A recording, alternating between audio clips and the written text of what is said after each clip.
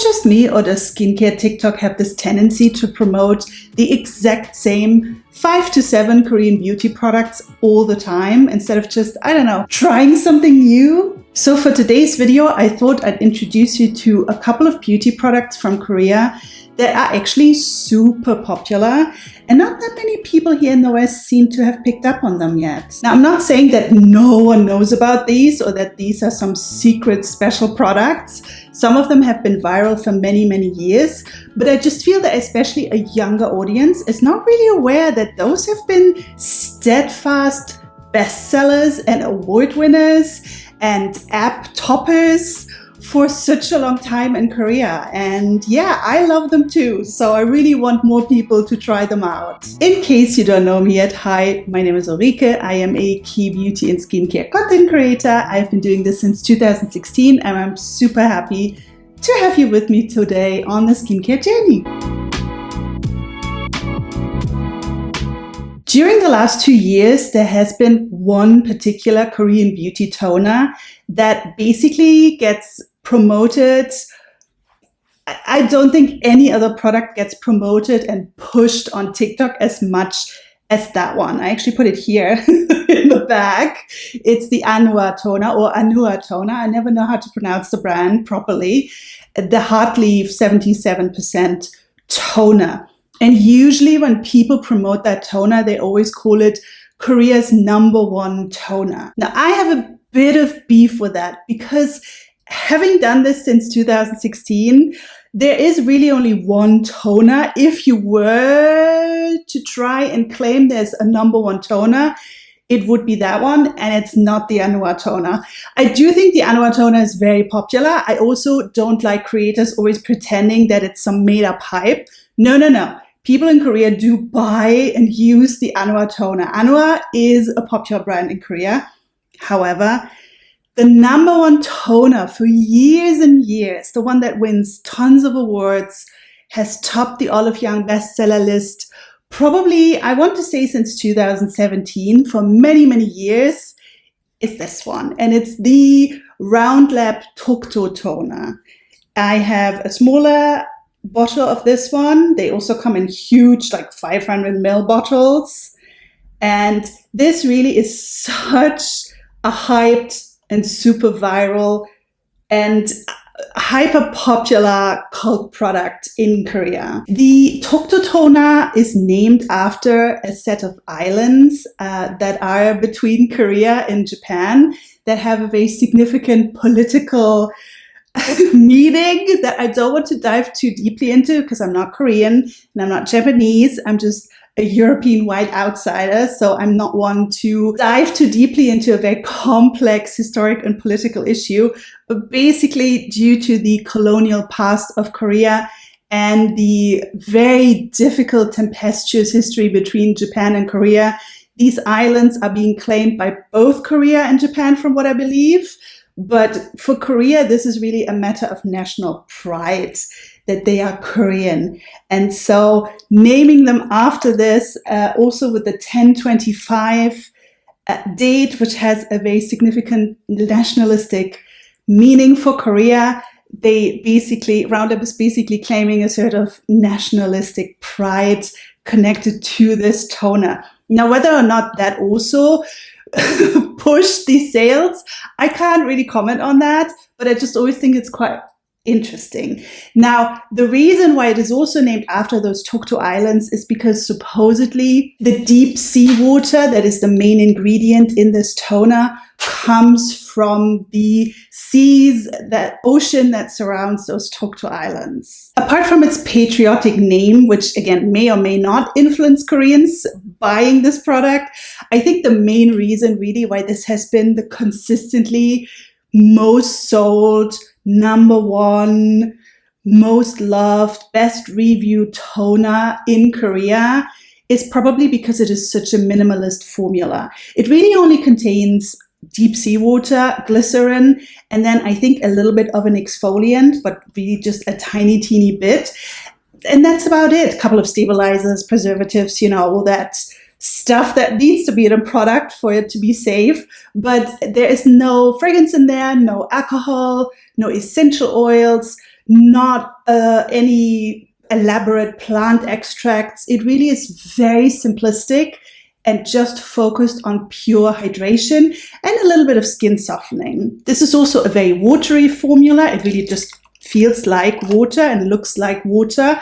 There's not any sort of stronger viscosity to it. And I think especially when you have very sensitive skin, very reactive skin, it is much nicer and more pleasant to have something that isn't tacky or sticky. I think this also means that a lot of men will like this product. Roundup is pretty much a quote-unquote unisex brand with a lot of men liking the products. And I think it also works very well if you still have very young skin and you just kind of want to get into a skincare routine without getting too overly complicated. We don't need those, elaborate drunk elephant exfoliants or any of that stuff. Just pure hydration, either a toner or a serum. It's really all you need. A bit of moisturizer, a bit of sunscreen, and maybe a cleanser at night. And that's about it, really. The Dokdo toner has won the Olive Young #1 spot as best toner of the year. I don't know how many consecutive years, but it's definitely 2, 3, 4, or even 5 times. And I think once it was in the #2 spot after the Aqua toner. But just because of that 1 year, I don't think you can call the Aqua toner the #1 toner, given the long history of winning awards and being a best-selling product in Korea that the Dokdo toner can definitely point towards. I also don't want to imply that it's better than the Aqua toner. I just think, again, that it would be nice to see a bit more variation when it comes to the products that are being pushed on TikTok. Roundup honestly doesn't seem very interested in hiring Western influencers for promotion compared to Aqua, who I do think seem to be running a couple of paid promotions from what I can tell. Nothing wrong with that. I'm not that type of influencer that pretends to be all morally superior. If Aqua ever wants to pay me for talking about the toner, honestly, I don't think it's a bad product. I just think it is a little bit overhyped compared to all the other wonderful toners in Korea that you could find. And I think one of the reasons people in the West haven't really picked up on Roundup as a brand yet is because they don't seem to be interested in promoting via TikTok and via Western English-speaking influencers. If you have dehydrated skin, sensitive skin, very easily reactive skin, if you are younger, I think this is a really wonderful toner to get into using toners. It is very simple, but I do think it's a beautifully hydrating product. And it deserves more love because it's also just a very interesting product with such a long history by now of being loved by Koreans. When it comes to cleansing oils, I see 2 cleansing oils in particular being heavily promoted on TikTok and on Instagram and also on YouTube. And those are the Aqua Heartleaf Cleansing Oil and also the Manufactory Cleansing Oil. The Manufactory Cleansing Oil indeed is one of the #1 cleansing oils in Korea, absolutely no doubt about it, and has been for years and years and years super popular. In general, I find that Koreans seem to prefer cleansing oils to cleansing balms, at least when it comes to trending products. And also when I look at the Hwahae app, it seems to be just from the way that the products are trending that cleansing oils are preferred. I think it's the same in the West. It's funny because I actually prefer cleansing balms. And so the Manufactory oil that is truly popular both in the West and in Korea. The Aqua Heartleaf oil, it seems to kind of rise and fall in terms of sales at Olive Young. At the moment, it's quite popular because a Korean influencer is pushing it quite heavily. But I've also seen it not trending at all in the cleansing category at Olive Young or in Hwahae. I don't think I've ever seen Aqua at Hwahae, to be honest. Although, to be fair, Hwahae, which is an app, a skincare and beauty app from Korea, lately, apparently, it's been criticized quite heavily for maybe not actually being as unbiased as it used to be. So Hwahae is not as popular anymore as a rating tool as it used to be. But for me as a foreigner, it still kind of is a good source to just see what is trending or what is being talked about in Korea. And Anua, I don't see as often on that platform, to be honest. There is a third cleansing oil that is actually very, very popular in Korea. And it is from a very popular brand that actually is usually trending here in the West as well. But this cleansing oil from the brand, I never actually see talked about, which is very strange because it also won the Olive Young Awards. I don't remember in which year. I think it was 22 potentially. And I do see it consistently sort of changing spots, the #1 cleansing spot with the manufacturer cleansing oil. And it's this one from Numbuzin. It's the Numbuzin #1 Easy Peasy cleansing oil. Now with cleansing oils, I'll be honest, I don't often see much of a difference. I think the only things for me that a cleansing oil needs to do is it needs to actually dissolve my makeup, not sting my eyes, and rinse off properly. So apart from that, I don't really have that many quality needs for a cleansing oil. I have used this and I can compare it quite easily to the manufacturer oil. I think they are kind of neck and neck. This one is a little bit lighter. The manufacturer oil is very thick, I find, and very rich, and a little bit heavy for my oilier to combo skin. And I find this also rinses off a little bit faster. Both cleansing oils use fragrance. I think the Anua one is fragrance free and also a little bit lighter. So if you want something very light fragrance free, maybe go for the Anua one. The fragrance in this one I find not as heavy as the manufacturer one. That one is quite strongly fragranced. And also this one is usually a little bit cheaper, more affordable, at least during sales. So it might be a better oil if you want a budget option. This uses corn oil, kernel oil, and macadamia seed oil. So it is a richer oil. But again, I don't find it quite as heavy and rich as the manufacturer oil. Both rinse off makeup very, very well.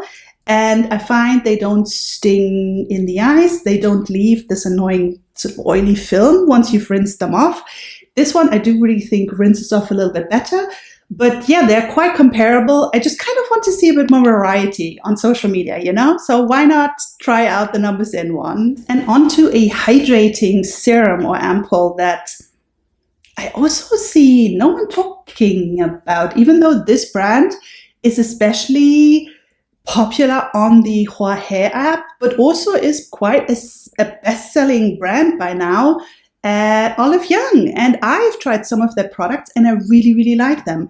And it is S.NATURE. And this is their Aqua Squalane Serum,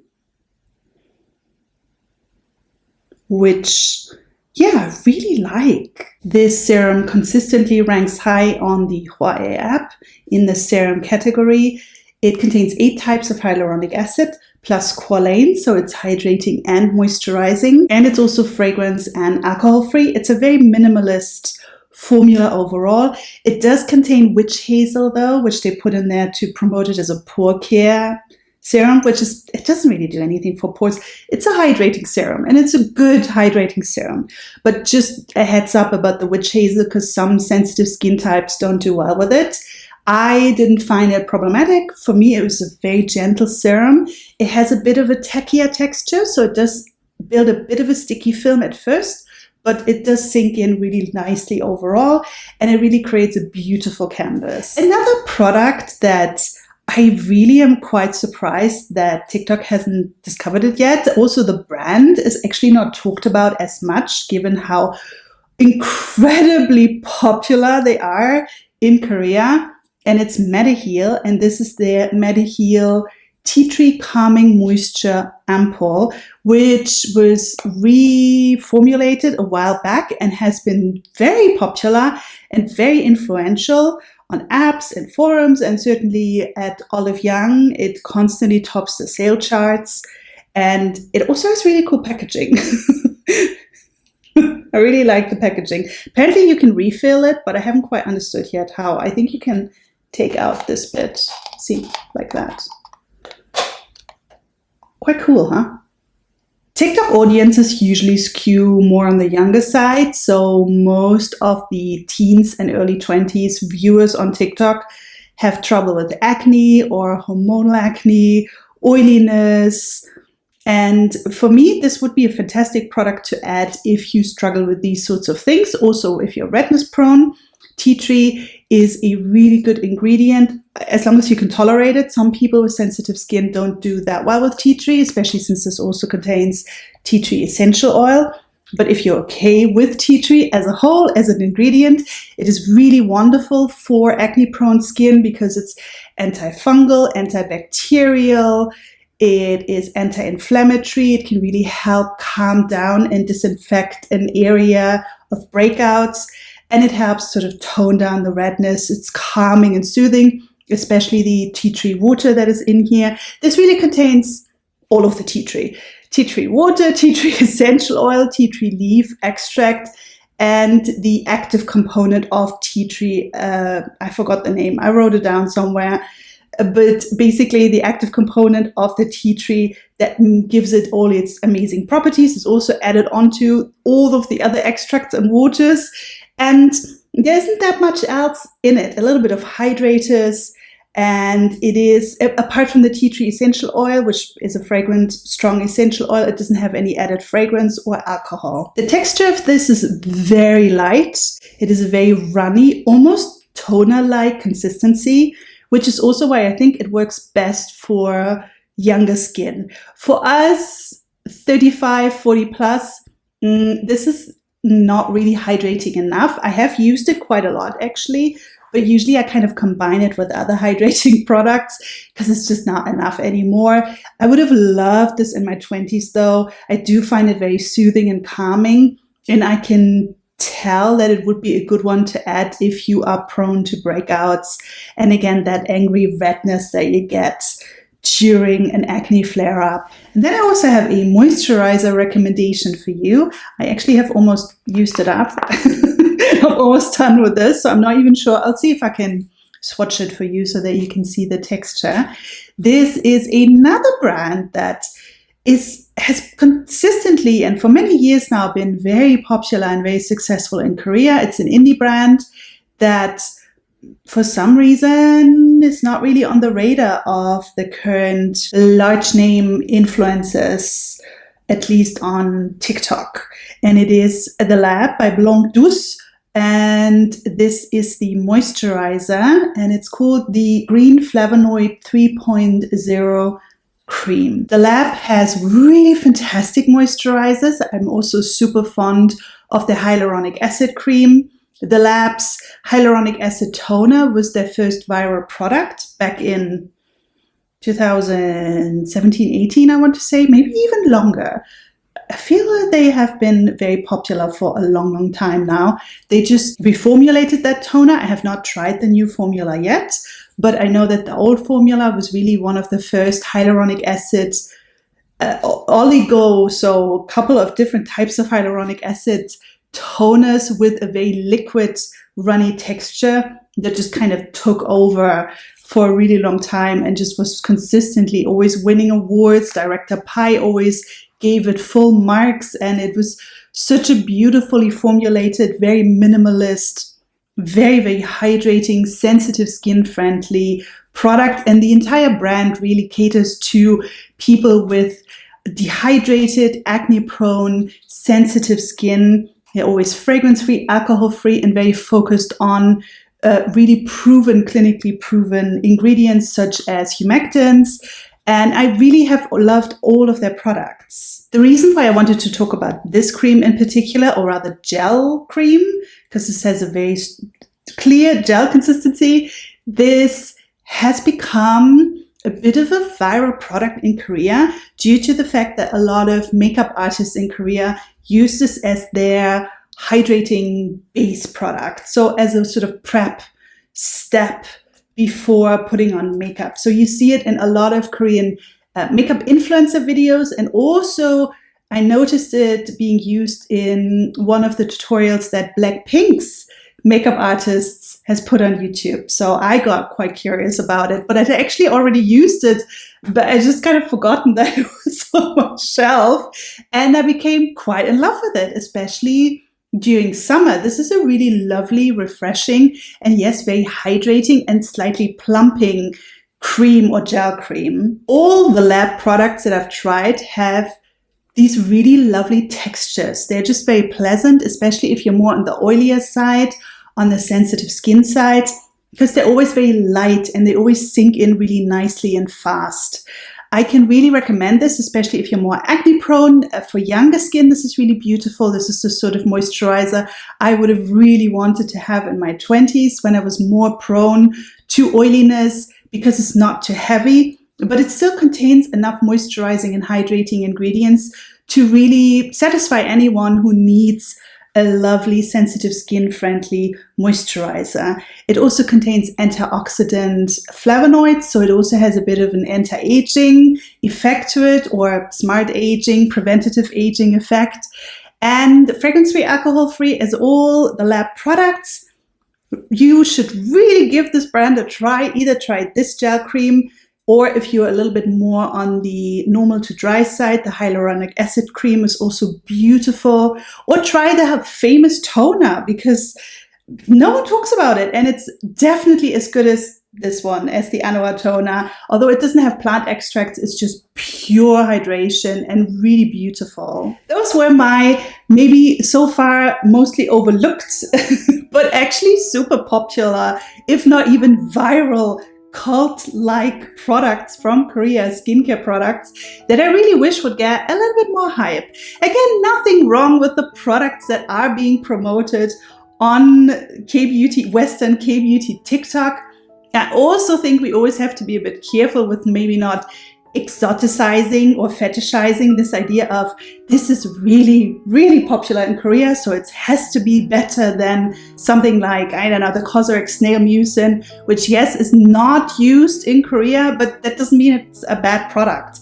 Beauty of Joseon, yes, not that popular in Korea. They still have good products. I just think it sometimes gives a bit of a wrong impression about what is and isn't K-beauty. And again, for me, I'm always someone for variety, and I just really want to showcase more products from Korea that I personally think are really beautiful and wonderful and just deserve more hype, especially because they are actually hyped in Korea. So I hope I maybe was able to spotlight a few new products for you. If you're new here, it would be wonderful if you could stick around and give this video a like. Subscribing is always really helpful.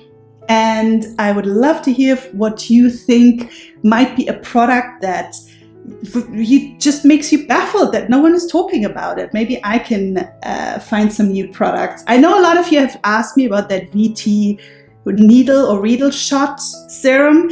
I'll be honest, I don't know if I'm brave enough to try it. I don't know. I don't know yet. Apparently it is really, really good, but also putting micro needles on my skin, I don't know. Just something about it scares me a little bit. So I'll see if I'll ever use it, but I'll let you know if I ever do. It definitely is very, very popular, both in Korea, and now it's also picking up hype here in the West. So I am curious, but also nervous. In any case, I see you again next week with a new video. Until then, please take care. Bye.